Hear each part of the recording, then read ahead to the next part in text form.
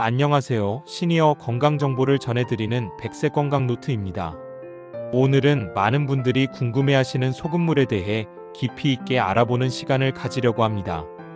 요즘 건강 프로그램이나 인터넷에서 소금물이 건강에 좋다는 이야기를 많이 들어보셨을 텐데요. 과연 소금물이 정말 우리 몸에 좋은 것일까요? 어떻게 마셔야 할까요? 또 주의해야 할 점은 무엇일까요? 오늘 영상에서는 소금물의 과학적인 효능, 올바른 소금물 만들기와 섭취법, 소금물과 함께 먹으면 안 되는 음식, 이런 분들은 절대 소금물을 드시면 안 됩니다. 이 네 가지를 중심으로 자세히 말씀드리겠습니다. 끝까지 시청하시면 여러분의 건강 관리에 큰 도움이 되실 거예요. 그럼 지금 바로 시작하겠습니다. 소금물의 효능. 소금물이란 무엇인가? 먼저 소금물이 정확히 무엇인지부터 알아보겠습니다. 소금물은 말 그대로 물에 소금을 녹인 것을 말하는데요. 여기서 중요한 것은 농도입니다. 우리가 건강을 위해 마시는 소금물은 보통 0.9% 농도의 생리식염수와 비슷한 수준으로 물 1리터에 소금 약 9g 정도가 들어간 것을 말합니다. 하지만 일반적으로 가정에서 만들 때는 이보다 훨씬 낮은 농도로 만듭니다. 첫 번째 효능, 전해질 균형 유지. 우리 몸의 약 60%는 물로 이루어져 있습니다. 그런데 단순히 물만 있다고 되는 게 아니라 그 안에 나트륨, 칼륨, 칼슘 같은 전해질이 적절히 균형을 이뤄야 합니다. 특히 더운 날씨에 땀을 많이 흘리거나 운동을 하거나 설사를 했을 때는 몸에서 나트륨이 빠져나갑니다. 이럴 때 적절한 농도의 소금물을 마시면 전해질 균형을 빠르게 회복할 수 있습니다.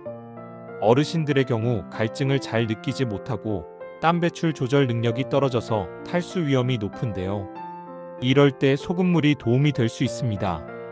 두 번째 효능, 소화 기능 개선. 아침에 일어나서 미지근한 소금물 한 잔을 마시면 장 운동이 활발해집니다. 소금의 나트륨 성분이 위장관의 연동 운동을 자극해서 변비 해소에 도움을 줄 수 있습니다. 특히 노년층은 장 기능이 약해져서 변비로 고생하시는 분들이 많으신데요. 적절한 소금물 섭취가 자연스러운 배변 활동을 돕습니다. 단, 이것은 만성적인 변비 치료법이 아니라 보조적인 방법입니다. 변비가 심하시면 반드시 병원을 방문하셔야 합니다. 세 번째 효능, 구강 건강.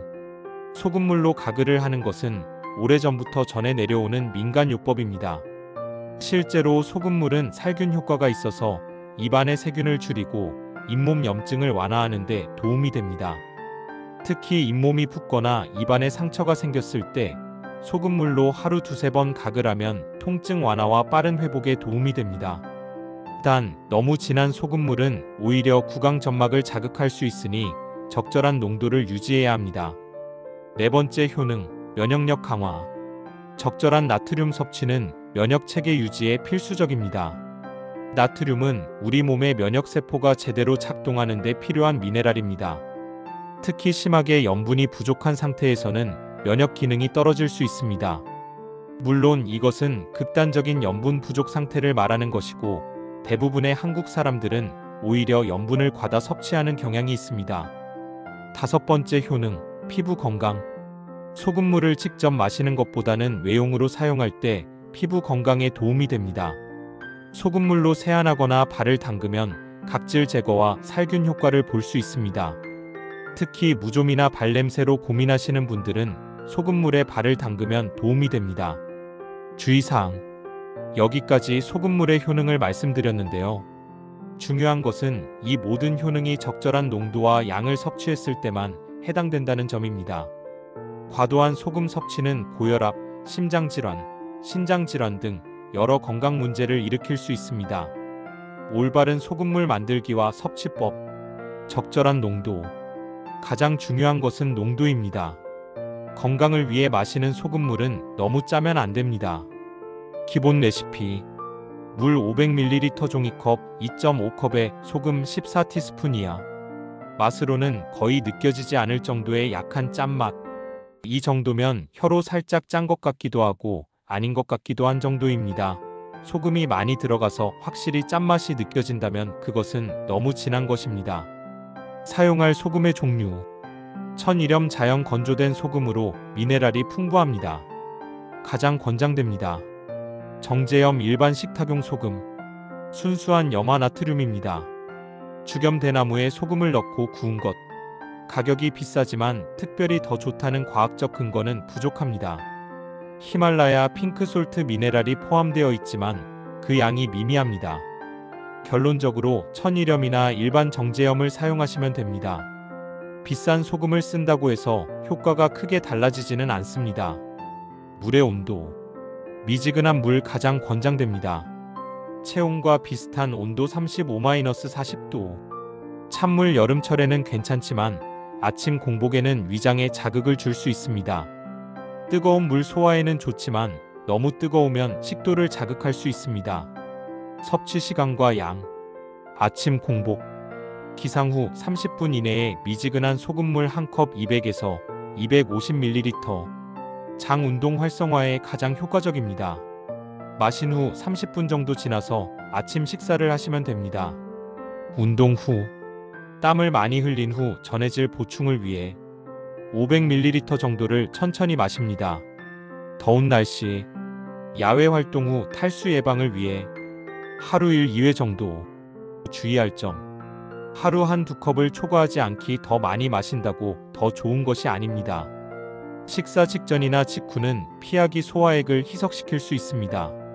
장기 복용 전에 의사와 상담. 특히 만성질환이 있으신 분들은 필수입니다. 갈증 해소용으로 마시지 않기. 일반 생수를 마시는 것이 더 좋습니다. 소금물 만들기 실전 팁. 깨끗한 물을 사용합니다. 끓여서 식힌 물이나 정수된 물.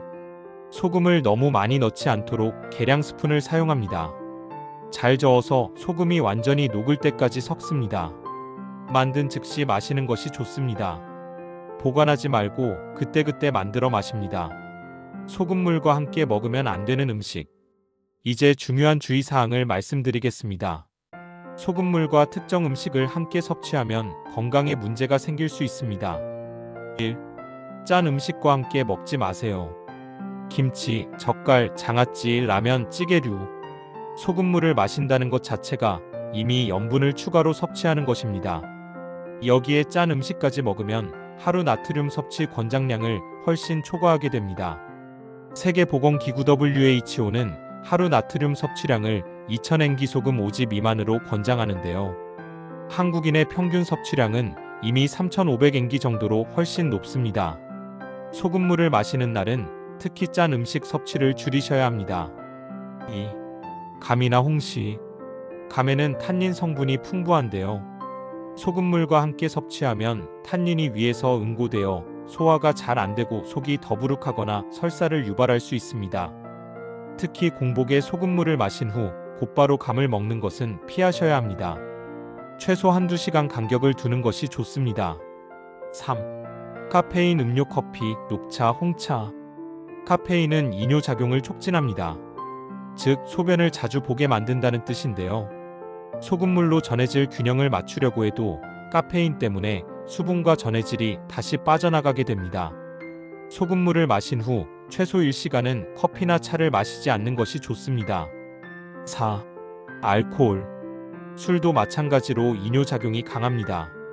게다가 알코올은 위 점막을 자극하는데 소금물도 공복에 마시면 위를 자극할 수 있어서 둘을 함께 섭취하면 위장장애가 생길 수 있습니다.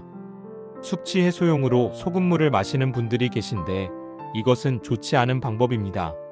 숙취에는 충분한 수분 섭취가 중요하지만 일반 물이나 이온 음료가 더 적합합니다. 5.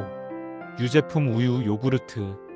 소금물 섭취 직후 유제품을 먹으면 칼슘 흡수를 방해할 수 있습니다. 나트륨이 과다하면 신장에서 칼슘 배설이 증가하기 때문입니다. 특히 골다공증 예방을 위해 칼슘 섭취가 중요한 어르신들은 주의하셔야 합니다. 6. 칼륨 보충제나 칼륨이 많은 음식. 바나나, 아보카도, 시금치 같은 칼륨이 풍부한 음식을 소금물과 동시에 섭취하면 전해질 불균형이 생길 수 있습니다. 특히 신장 기능이 약한 분들은 더욱 주의해야 합니다. 7. 특정 약물. 이뇨제 소금물과 함께 복용하면 전해질 균형이 깨질 수 있습니다. 고혈압약. 일부 고혈압약은 나트륨 수치에 영향을 받습니다. 신장 관련 약물 나트륨 조절이 중요한 약물들입니다. 약을 복용 중이시라면 반드시 의사나 약사와 상담 후 소금물을 드셔야 합니다. 안전한 섭취 간격. 소금물을 마신 후 최소 30분에서 1시간은 다른 음식이나 음료를 섭취하지 않는 것이 가장 안전합니다. 특히 아침 공복에 소금물을 마셨다면 30분 정도 후에 가벼운 식사를 하시는 것을 권장합니다. 이런 분들은 소금물을 드시면 안 됩니다. 소금물이 아무리 좋다고 해도 모든 사람에게 좋은 것은 아닙니다. 다음에 해당하시는 분들은 소금물 섭취를 피하시거나 반드시 의사와 상담하셔야 합니다. 1. 고혈압 환자. 가장 중요한 금기 대상입니다. 고혈압의 주요 원인 중 하나가 바로 과도한 나트륨 섭취입니다. 나트륨은 체내의 수분을 끌어당기는 성질이 있어서 혈액량이 증가하고 이로 인해 혈압이 상승합니다. 고혈압이 있으신 분들은 나트륨 섭취를 최대한 제한해야 하는데 소금물을 마시는 것은 역효과입니다. 혈압이 14,090 이상이시거나 고혈압 약을 복용 중이시라면 절대 소금물을 드시면 안 됩니다. 2. 심장질환 환자.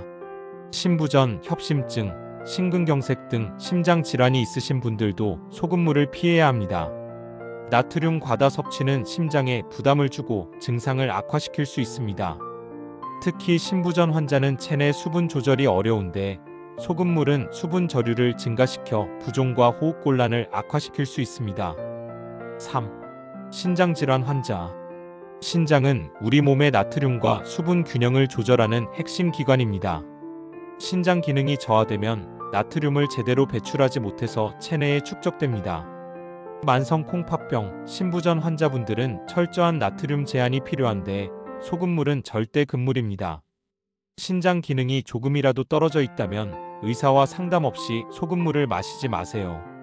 신장 기능 검사에서 크레아티닌 수치가 높거나 사부체여 과율치 FR이 낮다면 주의가 필요합니다. 4. 당뇨병 환자. 당뇨병이 있으면 심혈관 질환과 신장 질환의 위험이 높습니다.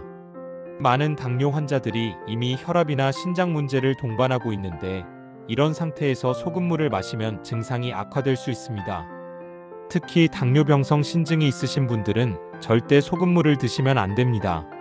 5. 부종이 있는 분. 발이나 다리가 붓는 증상이 있으신 분들은 이미 체내의 수분과 나트륨이 과다한 상태일 가능성이 높습니다. 이런 상태에서 소금물을 마시면 부종이 더 심해집니다. 부종의 원인은 심장, 신장, 간 질환 등 다양한데 원인을 정확히 파악하고 치료하는 것이 우선입니다. 6.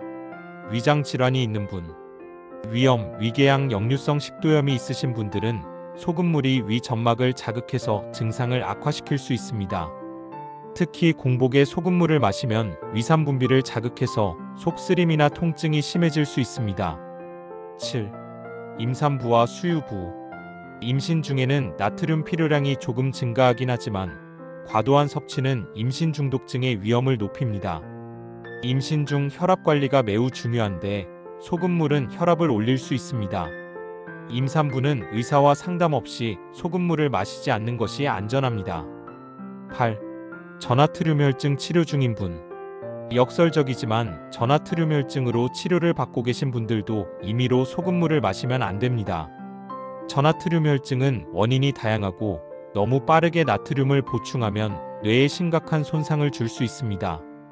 반드시 의료진의 지시에 따라 치료받아야 합니다. 9. 약물 복용 중인 분. 앞서 언급했듯이 이뇨제, 고혈압약, 심장약, 신장 관련 약물을 복용 중이시라면 소금물과 상호작용할 수 있습니다. 어떤 약이든 정기적으로 복용하고 계시다면 의사나 약사에게 소금물 섭취에 대해 문의하시는 것이 안전합니다. 건강한 사람도 주의해야 할 사항. 위에 질환이 없는 건강한 분들도 다음의 경우에는 주의하셔야 합니다. 하루 한두 컵 이상 마시지 않기. 매일 장기간 마시지 않기. 일주일에 3에서 4회 정도가 적당합니다. 짠맛이 강하게 느껴지면 농도를 낮추기. 몸에 이상 증상이 나타나면 즉시 중단하기. 이상 증상 두통, 어지러움, 부종, 혈압 상승, 심계항진, 구토, 설사 등.